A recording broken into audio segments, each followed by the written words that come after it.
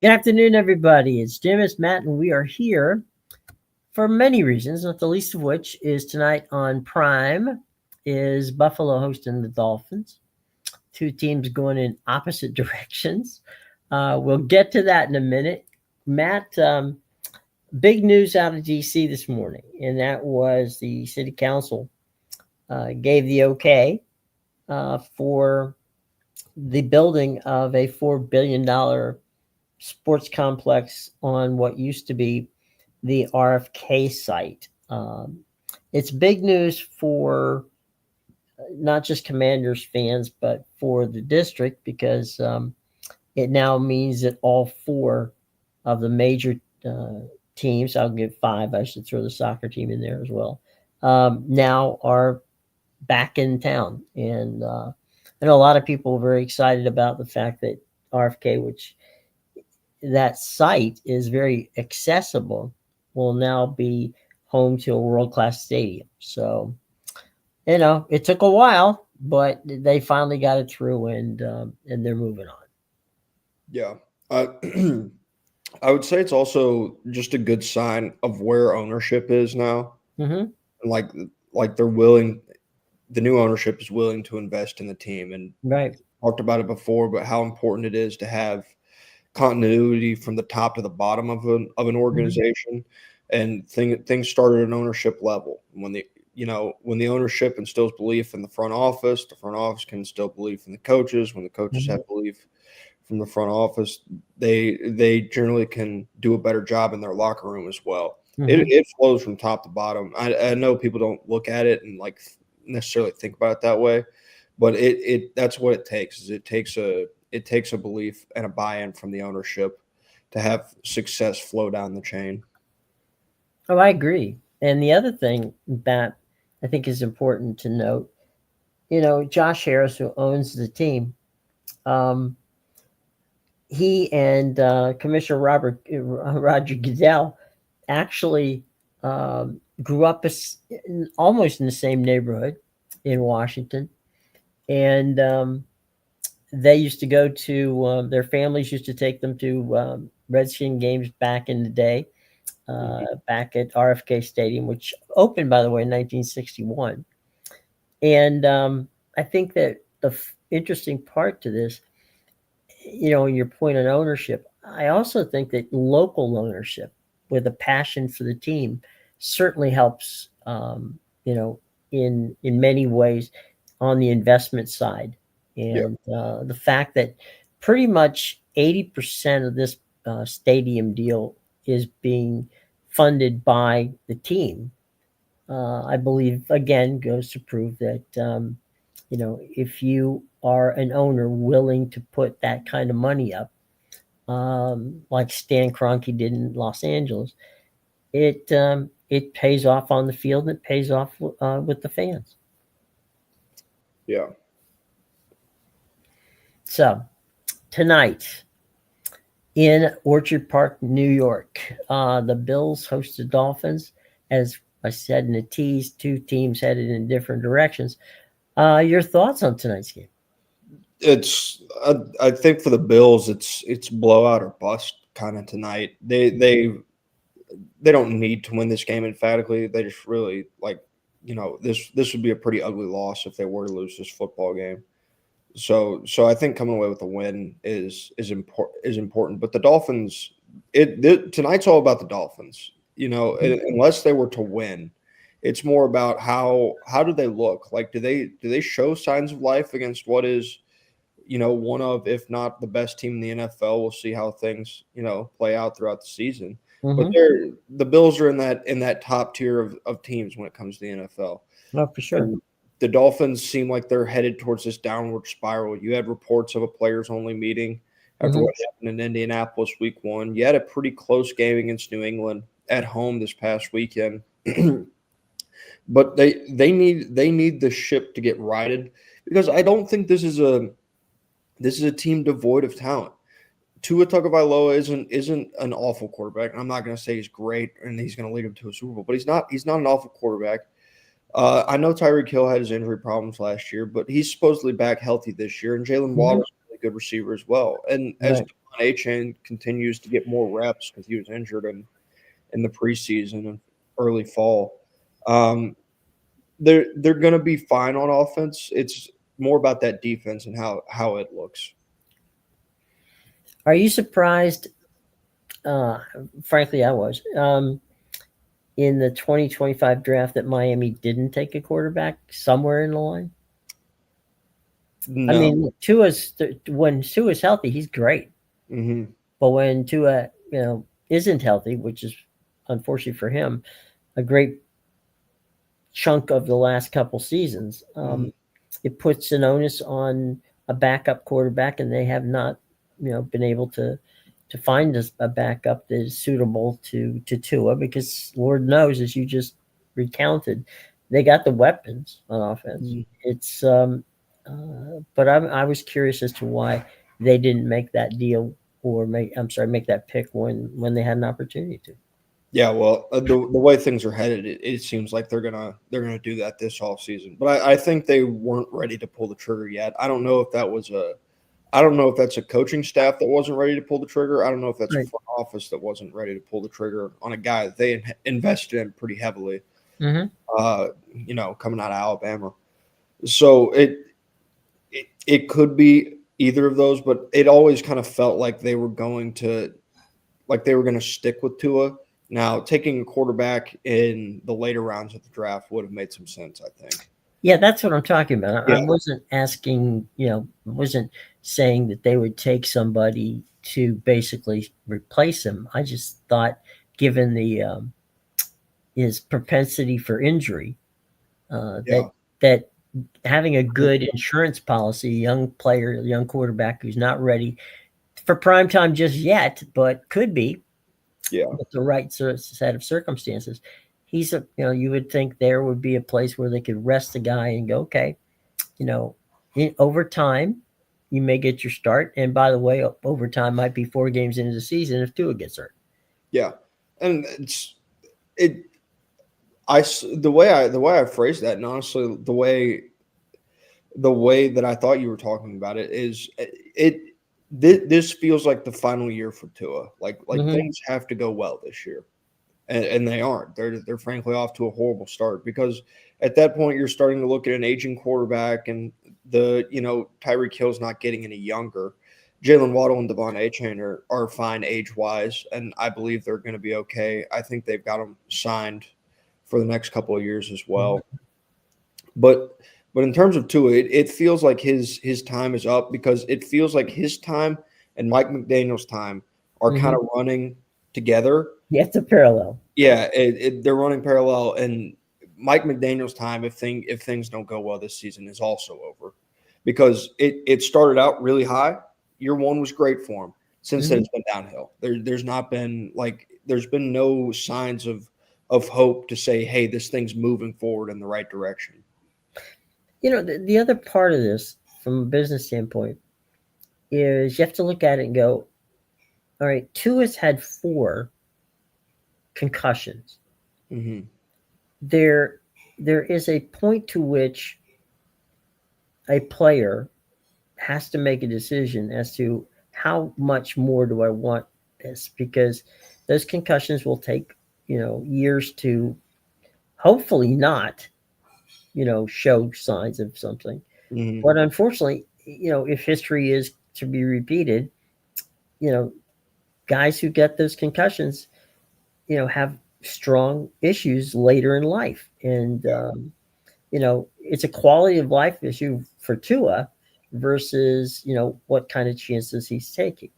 So I agree that, this needs to be a good year for Tua, and it needs to be, something that, he can prove that, all right, I can get through a season and I don't hurt myself. And how much longer will he want to play if, unfortunately, he has an injury, of any sort, frankly, over the next 18 games. And I think that's so again, to my point, what I was just pointing out was somebody, in the bullpen there, who could one day be that franchise quarterback. Not today, but down the road. Yeah. I agree with you. I think he and Mike McDaniels are long since past if the Dolphins don't have some sort of success this season. Yeah, and if I remember correctly, I believe after Tua's last concussion, there was a discussion as to whether or not he was going Mm-hmm. to Yeah. retire, because it's not like he's been like oh well he hit his head against the turf, like a little bit hard. He's going to be out like a week. No, these are like really bad concussions, like concussions that make you go, oh God, is that a concussion or is that something worse? Right. When he's on the ground and his arms are like up by his side in the fencing position, like that's a different. I I'm not a scientist, so I don't know this, but it seems like there's different levels to concussions. Mm-hmm. Obviously, all concussions are like a legitimate issue that you shouldn't really be trying to play through, but it seems like there's different levels to it Mm-hmm. when it comes to concussions, and he suffered the worst of them, and it's something where I do wonder if the Dolphins decide to move on after this year from Tua and from Mike McDaniel, if Tua doesn't look around and unless he just really needs the paycheck, goes, hey, maybe it's time to hang it up. Maybe it's time to go be dad now. Mm-hmm. And that's a good point because if you recall, after his second major concussion, there there was some concern brought on by his family Hmm. as well as the organization as to whether or not it was even safe to put him on the field. Yeah. And so it's not that we're sitting here as the harbingers of, God hopes that Tua can make it through the season just because it would make the Dolphins good. Um, but we hope that Tua can make it through the season because he's healthy. Because when he's healthy, he's a damn good quarterback. Yeah. Problem has been he hasn't been healthy. Hmm. So you know we all know that. But he's the other part of the equation is he's also not a big guy, No. and I think that definitely does not play to his. Well, and he has a propensity to put himself in harm's way, Yeah. like late slides and really taking chances that he doesn't need to at what feels like an Mhm. excessive amount of time. And it feels like he kind of falls under the radar because when you talk about these guys that are injury prone, I feel like Mhm. Joe Burrow recently is kind of like the poster child for we Yeah. have a good quarterback, but we can't keep him upright, so he's hurt. But Hmm. Tua falls under the radar. And back in Alabama, he had injury problems as Yep. well. I remember Hmm. he what was it? He broke his hip against Mississippi State, I think it Yeah. was, something Hmm. like that. He It was, also had a couple of high ankle injuries, yeah, which hobbled him a yeah, bit. that he battled through. I think he battled through one of them. Yeah, one of them he played the entire game. Yeah, and so I think it was LSU. I think LSU coming into LSU in 2019, he had been battling an ankle and he'd been out for a couple weeks, and he came back for that game against LSU, which they eventually lost. But yeah, no, he's had his fair share of injury problems. It's just in the NFL, it's not been well my ankle or my hip or something like that. And it's been he's been getting his head banged around pretty good. That yes, and the other part of it, from ownership standpoint, is how how do you look at Tua and say 5 years down the road, what if something this, that, or the other is wrong? Mm, You know, how do you feel? I know that as crazy a time as it was in um, in Washington when RG3 was there was all kinds of concern as to whether to put him back on the field yeah. as he rushed himself back. And it turned out that it was the worst possible decision, Hmm. but it was Robert's decision. Um, and so you felt bad because you knew that once that second issue happened with his leg in Yeah. the playoff game against Seattle, that I'm not so sure this guy's even going to make it back. Then he rushed to make it back, and it turned out poorly. Yeah. So even when you try to help the guy, you know, players want to play, and despite what you may think that from a front office standpoint, what you may think is not a wise thing to do, you're going to get pushback from some players. Yeah. And one little note in terms of the Dolphins and more of a long-term outlook Mm-hmm. is say they do decide to move on from Mike McDaniel and Tua. Obviously, they're going to be looking for a quarterback in this year's draft class, and one Mm-hmm. that people talked a lot about how good and how deep this quarterback draft class is. Things have not looked good for this quarterback draft class Mm-mm. as the college football season's a quarter of the way through now. Mm-hmm. It's like DJ Lagway hasn't played well. Garrett Nussmeier's been Cade Klubnik hasn't been good. Mm-hmm. Arch Manning's looked god awful. Like all these guys that you're talking about, going number one high up on draft boards, they haven't played well. Nico Iamaleava, even if you Mm-hmm. weren't, really high on him after what he's done at Tennessee, you Right. still looked at the attributes and said, hey, like this kid can like I believe in a guy that's 6'5" and can spin it like he can. And then Mm-hmm. he's looked just incapable of making good decisions throwing the football, to be honest. Well, two quarterbacks that you and I paid attention to over the past couple of weeks. Um, one down in Miami and one in Georgia. I Mm-hmm. mean, these guys could end up, moving up on the draft board. Yeah, I would be shocked now if Carson Beck continues to play the way that he has, if he does not work his way, back into that number one pick Mm-hmm. conversation, because that seems to be where he's, because that's what he's showing, everything that everybody kind of thought they were going to see from him last year. What you Right. did see from him in 2023, to be Mm-hmm. frankly honest, because he's got receivers that can catch the football and he's got an Right. offensive line that can run the football Mm-hmm. effectively. So it gives him much more balanced attack. He's able to layer the football, and he's got pretty good arm talent, especially Mm-hmm. coming back from that injury in the SEC championship game. Right. Leonard Stockton, I would slow down on some draft hype. The same way I would like I don't think Joey Aguilar is going to be shooting up draft boards either, Mm-hmm. just because of it's what you saw from both of them last Mm-hmm. Saturday that kind of would like slow down the draft board, the stock increase. I'm having trouble getting my words out right now. But like with Aguilar, you see a guy that really is, he kind of rides the waves of his emotions. Like when he's going good, he's Mm-hmm. fantastic. But you saw it when he was going bad, man. Tennessee couldn't move the football. And then with Gunnar Stockton, mechanically, people don't like, he takes a while to get the football out, to be honest Mm-hmm. with you. Like it looks like a labored throwing motion.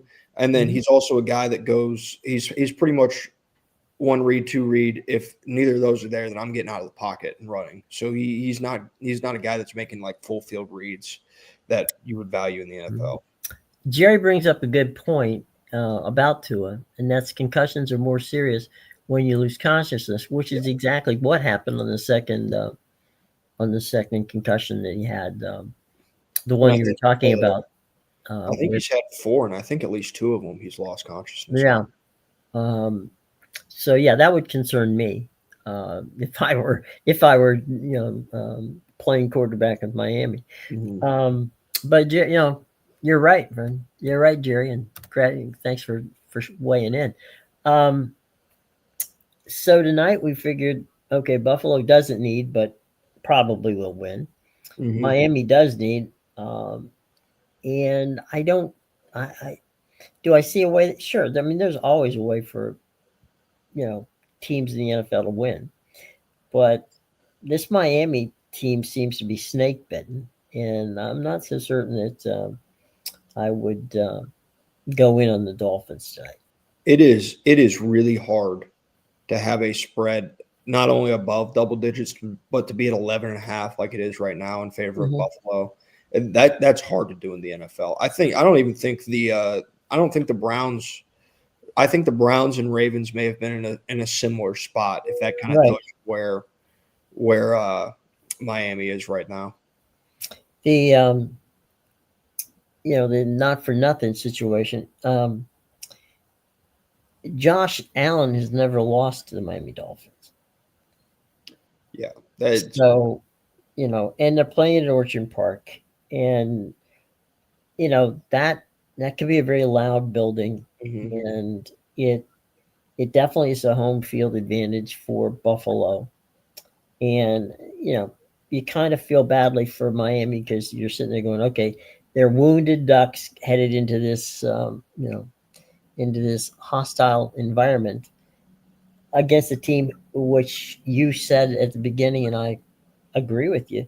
If they're not the best team in NFL, I'm not quite sure, who's right there beside them. They've played amazing football over the past 2 weeks, and 2 weeks do not make a season. But at the same time, Buffalo looked really good in their, in their first two games. Yeah.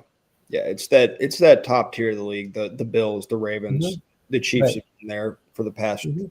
you know, Quite a while. 7 years or something Yeah. like that. I think the Packers are probably in there this year as well. 100%. The Bills, I will say I said need. They don't need to win this game, right? Like Mhm. they'll survive if they were to lose this football game. Mhm. But there would be a media storm that came with it if Buffalo were to lose this football game, and they would look at that Week 1 result against Baltimore with a Mhm. much closer eye than I feel like people do right now. If you would, if you prefer, folks, and aren't into the NFL tonight, there is a Thursday night game out of the American. Rice is on the road against Charlotte. It's a 7:30 kick on ESPN. Matt Barre and Tom Luckenbill on the call. Mm-hmm.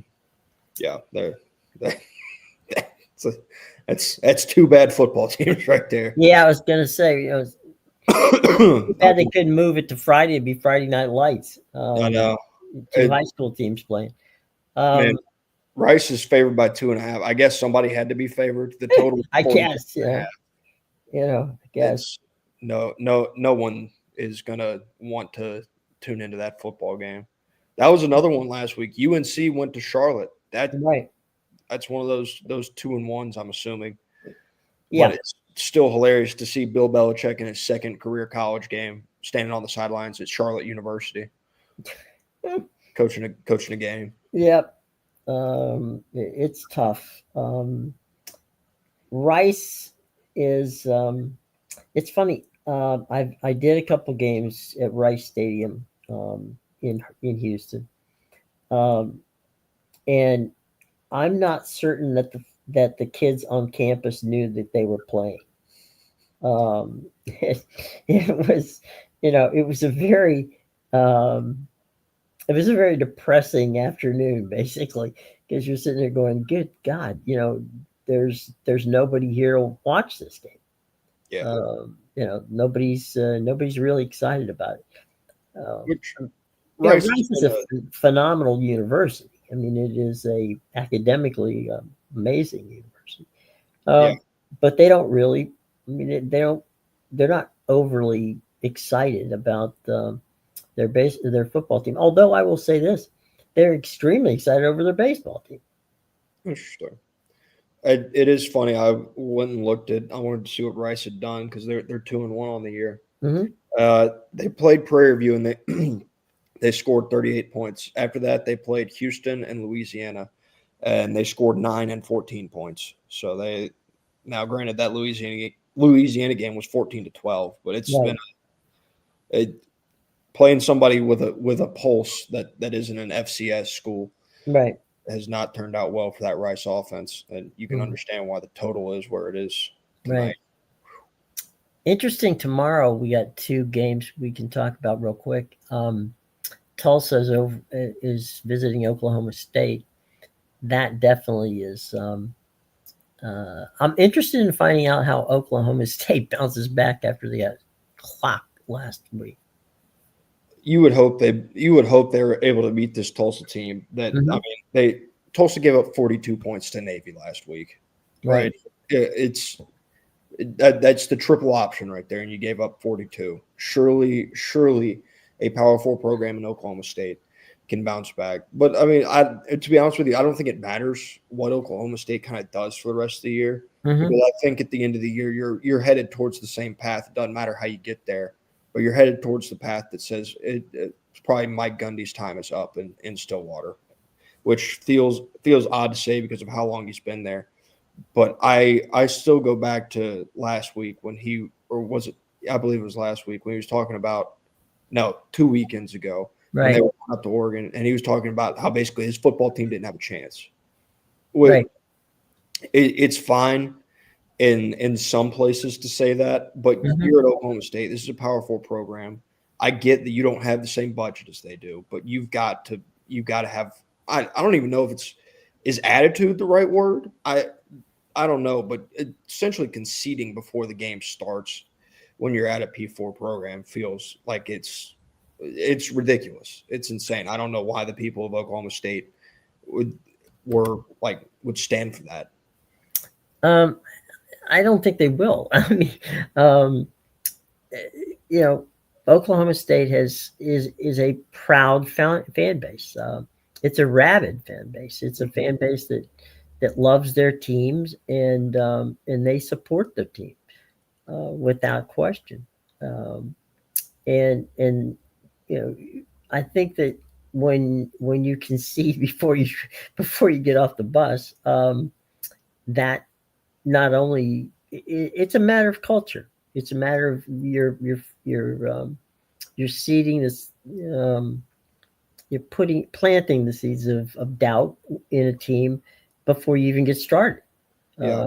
It's not that you're riling them up by, well, this other team, because there's always coach speak about, oh man, if we could just get by this team, you're like, come on, you're 3 touchdown favorites, you can just buy this and get by this team. Are you kidding me? Mm-hmm. And there are coaches that do that, but that's not what Mike Gundy did. Yeah, Jim, you said concede before he gets off the bus. He didn't get on the bus. I think he said it at his Tuesday press conference. Oh, okay. Yeah, he didn't get on the bus. He hadn't even gotten in his car to go home. Sun hadn't even rose on Wednesday yet. There you go. All right, well, Saturday already. That's really not a good look for the game. Speaking of not good look for the game, I don't know what the hell Fox is thinking. They got Iowa taking out Rutgers. I mean, contractually, I know the game has to be played. And contractually, I know that perhaps one of the networks have to carry it. Mm-hmm. But in prime time on a Friday night, you're carrying Rutgers, against Iowa. I'm sorry, I'm looking for Netflix. Yeah, feel bad for that broadcast booth, right? Yeah. That's going to be. They got to go. They got to go to Rutgers in the first place, and then you got to watch Iowa play them. Who's been? I did see there's a girl on social media. I think her name is Lucy Roden. She's an Iowa fan, and this is not related to the game at all. But she was just tossing out random stats, and it was, is this Clemson or is this Iowa? And those offensive stats between Clemson and Iowa, they are startlingly close when it comes to their inability to move the football on offense. And that's a dangerous conversation for Clemson to start getting themselves into, because you think of Iowa, especially over the past 5 years, there's the offense is the last thing that comes in. You go defense and punting first. And after you go defense and punting, you think about running the football. I'm not even sure passing the football gets in your mind when you're thinking about Iowa over the past 5 years. Yeah. I mean, they haven't had a quarterback that can throw the ball so why? They did lose their minds over a clip of their current quarterback when he in fall camp he threw a little 5-yard out on the run, and the receiver made a toe tap catch, and everybody's like, "We got an offense. We can throw the football. We're good." I was like, I don't know. They can't. We got some stuff here from the X people. So let's go to the X-Men. Friends call me Sean. Okay, friends call me Sean. He's talking about some of these games that are being played in some areas where the heat is quite intensive, and he's saying a lot of heat strokes are deficient, and that they cause teams to play poorly. I'm not a doctor. I don't play one on TV. or the internet. And but I do know heat stroke's a bad thing. But I know from growing up in Florida and attending games in Georgia and all over the South that this time of year is still hot, and we'll see how does it affect teams. Yeah, sure, it affects teams, but they both are playing in the same atmosphere, so I don't know, guys, Yeah, it's from that I perspective. what I will say is, I watch the Red Sox pretty frequently, and they talk Mhm. about like at game times their temperatures being like 60s, Right, maybe low 70s, right. right? It's 85 here today. Like Hmm. it's still just as warm. Maybe it doesn't have the same bite that it does in the middle of summer. It's not mid to upper 90s, but Right. the difference in atmosphere can like it can impact you, especially if you're a team, say, Hmm. more northern and you practice all week in the 60s and the 70s, and then you go down to 85 Right. versus a team that's been playing in 85 all week, then yeah, it matters. I think it's something that people talk about a lot of times, especially early in the season, about why Gainesville and the Hmm. swamp is so difficult to play in is that humidity and that heat and just how hard it can make it on your team. Then again, if you're South Florida, you play in it as well. And as you can Yeah, see, it doesn't matter. it's funny. One of the reasons that the swamp is so difficult is to play in is because there really isn't any open area, and so you're jammed in there. Hmm. Um, you're in a bowl situation, and I've been on the field at Florida Field when the temperatures have been up, field temperature has been above 100 degrees, Hmm. and it does. I mean, it takes its toll on both sides. I Yeah. mean, you can practice all you want to, but you're playing at game speed in that kind of heat. It makes it tough. Yeah. You see a lot of kids wandering around throwing up in garbage baskets Hmm. because they. Cramping too. Sorry. Cramping as well. Oh, 100% cramping. Yeah. So yeah, I mean, is it an advantage? Yeah, it is an advantage. Just like it's an advantage for a Miami to go play Michigan in the middle of winter. Um, it's not something they are used to, and you can practice all you want to, but unless you practice in a freezer, you just cannot get used to it. Well, go back to the headline we've got right here, and they're a perfect example of it. The Dolphins, Hmm. the postseason, when they had to go to Buffalo, Yep. the postseason, terrible. They had to go to Kansas City in the postseason. It was freezing cold, terrible. Hmm. They are so used to the warm temperatures when it gets that cold. Man, their offense just shut down in the postseason. I remember there was a stat early in the life of the Tampa Bay Buccaneers when I was back covering them, and it was for the first 8 years they didn't win a game in a that when the game time temperature was 40 degrees or lower, they didn't win a game. Yeah, They it's haven't won a game. I mean, 40 degrees. That was and in some of those places in the wintertime, you go to Chicago, 40 degrees in the wintertime is actually a little more. yeah, yeah, and I feel like at times it can get overblown. Hmm. Because there are like weather can be a factor in terms of like going from hot to cold, but I feel like it has to be a certain level of extreme to because like I remember people last year when Tennessee was going up to Ohio State, they're like, Hmm. and I just don't think Tennessee's going to be able to handle this cold. It's okay. Have you been to Tennessee in January? It's I not a have. It's cold. yeah. It's not balmy in Tennessee. Like we're talking like that's not gonna do it. But going from Miami to Buffalo or Kansas City, Hmm. changes such as that in the wintertime, that's a change that matters. Right. And it's really been tough. Um, you know, back when I did the Big Ten, it was you could tell that it would take a toll on teams. Mhm. And we talked about Buffalo playing Miami. if you're Miami, you got to be happy that you're playing Buffalo in in September and not in November. Yeah, absolutely. I So I think in terms of college football too, like where like you could see the most regional difference mhm. is something like a USC. When they have to go up north Yeah. later in the season, like November, for some of Mhm. those games in the Big Ten. That's somewhere you could probably point to and say, well, this is going to be like a big change. And Mhm. I think the same can be said for like either of the Florida teams in the ACC and Mhm. Florida in the SEC if they have when they have to travel more northern for games later in the season as well. Yeah. I mean, it's you you've got kids who are most likely have played in Southern California their entire life. Whether it be high school and all the way up to SC. Yep. But it's you know it doesn't. The humidity and the heat in Southern California actually isn't really a factor. Um, you know that it is in the Georgia Florida situation because it doesn't it's 80 degrees, yeah, but there's no humidity, Mm-hmm.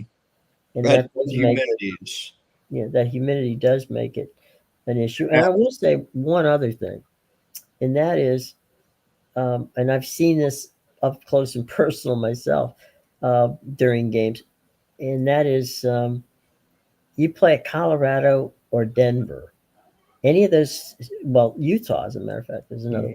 You play any of those places, at altitude, Yep. and you're sucking, oxygen 10 minutes into the game. Yep. Yep.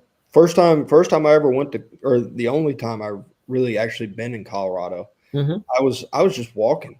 I was walking with my friend. I was like, man, like I almost feel like I can't breathe. He's like, Hmm. yeah, the air's a lot thinner where where we're at. Like, Yeah, this is a mountain.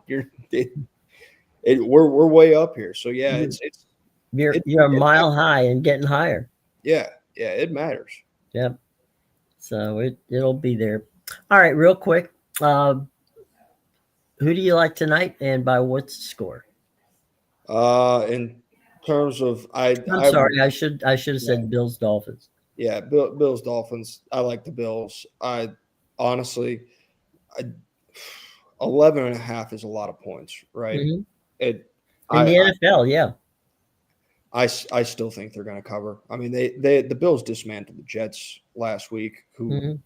we saw the way they looked against Pittsburgh. They looked very good Hmm. against Pittsburgh, and then they just that there was nothing against the Bills. I Hmm. think you're probably going to see a rather similar. Like the Dolphins had a promising result that they didn't come out on top of last week against New With the England. Giants. Yeah, it's gonna. I think you're in for a lot more of the same that you saw last week out of the Bills. In terms of a score, uh, 35-17, somewhere in there. I got 28-10, but Yeah, could easily be 35-17. I yeah, just, this is one of those games where they don't have to work too hard to put 28 points on the board. yeah. No, it should come. I think it's going to come fairly easily for Buffalo. Mhm. Yeah. That Dolphins defense is not really giving you anything at all over 2 weeks. And I'm not forcing you to give me a score on the Charlotte game tonight because Yeah, I love college football and I watch right, just as much as I can, but right, I couldn't tell you anything on that game. I don't know. There's go over if you really want to know about that game, go over to Twitter. Parker right, Fleming does this big old stat breakdown if you're that into seeing right, the intricacies of Rice and Charlotte. right. God love you if that's the way you are. We'll come back and report to us and let us know Mhm. what's going on.